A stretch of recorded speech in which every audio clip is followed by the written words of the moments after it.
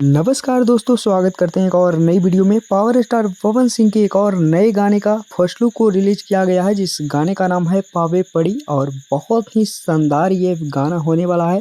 इस गाने को गाए हैं power star Pawan Singh. Solo song ये गाना पावर स्टार पवन सिंह की होने वाला है और फिर से वही अंदाज में पावर स्टार पवन सिंह जी नजर आने वाले हैं। इस गाने में क्वीन शालिनी और power star Pawan Singh featured हैं और काफ़ी शानदार ये गाना में क्वालिटी भी दिखाया गया है। जैसे कि पावर स्टार पवन सिंह के एक और गाना आप सभी लोग ने देखे होंगे, जिस गाने का नाम था काला माटी। उसी प्रकार से ये गाना को बनाया गया है और गाने को लिखे हैं आशुतोष तिवारी जी। और बहुत ही शानदार इस गाने का रिलिक्स भी होने वाला है दोस्तों।